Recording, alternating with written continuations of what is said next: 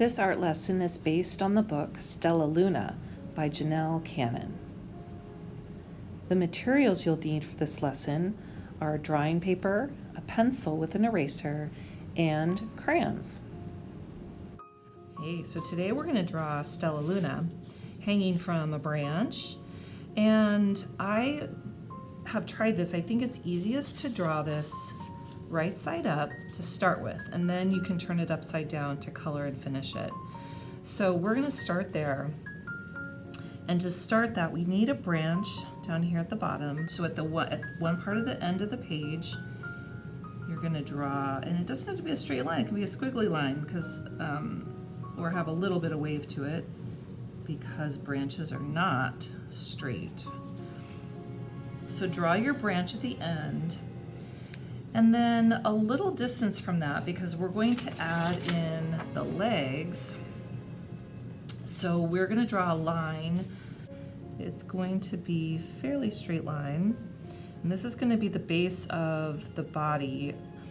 And mine, if I put my pencil down, it's about, if you can use that as a gauge, I have an eraser on mine, so that's about how long I did it. And it doesn't have to be exact. And we're going to attach, this is where we're going to put the legs. So I'm going to draw 2 lines, and then on the branch I'm going to draw, I think there's about 4 claws kind of grabbing onto the branch. So here's one. And if you know more accurate about how many kind of toes, claws that a bat has, please adjust that. And then I just erased a little bit of that branch. We're going to color this in so that won't show, but you see that the feet are grabbing onto that branch. So next we're going to draw the main body of of our Stellaluna, and I'm going to give you a few little guiding marks. So we're going to draw a line from this end of the branch, and it's going to land about in the middle of that leg. So I'm marking a dot there, and I'm going to have it go about up to, this is going to be a guide mark that I'll later erase, but I'm going to make it about to this mark right here. So I'm just drawing a really light line. So what I'm going to do, you can watch me first. So I'm going to draw a line from here. I'm going to go out a little bit, so it's not going to go straight up, it's going to go out just a little bit. And then I'm going to circle back up here and end down here. So here I go. Watch this first. I'm going to circle up to that line and then end down at this mark. Okay. And then the other side, I'm going to show you this one. It almost looks like it's going to make this little heart-shaped V. So I'm going to make this guide mark here where you're going to end. So you're going to start the next line at the end of that line, and we're going to make it about here. So it's going to make this V. So I might actually start it here. I'm going to go up to my guideline up here, and then circle back around and end at that line. Okay? So this is the main body and the main wings of our Stellaluna. I'm going to take some time there. I'm going to just erase this guide mark. And again, feel free to pause the video if you need a little bit more time to do that part. So next, we're going to draw in her face, and I made this big oval. So we're kind of using some shapes that are recognizable to create our bat. And so this oval we're going to do next.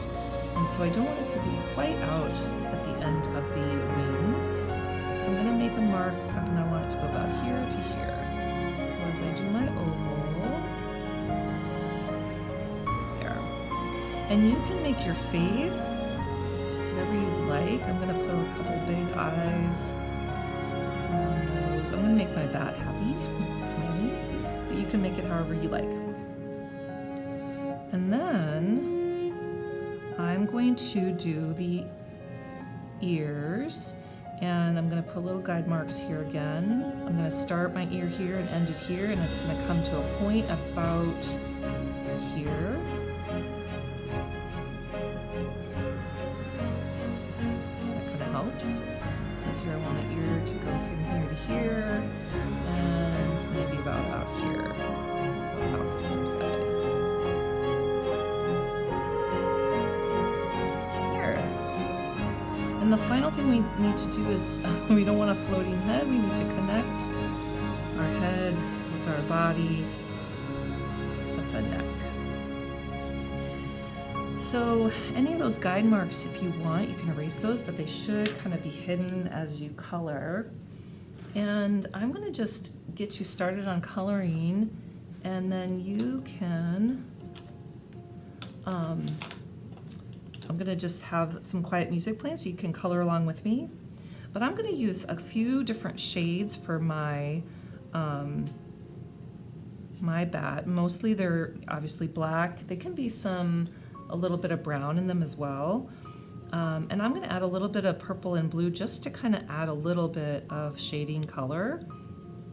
And so what I'm going to do, you can just kind of watch what I mean by shading. You can add in a light color, and then crayons you can layer color. Just keep adding some color. I'm using the side of my crayon just so it's a light and I can kind of control it better.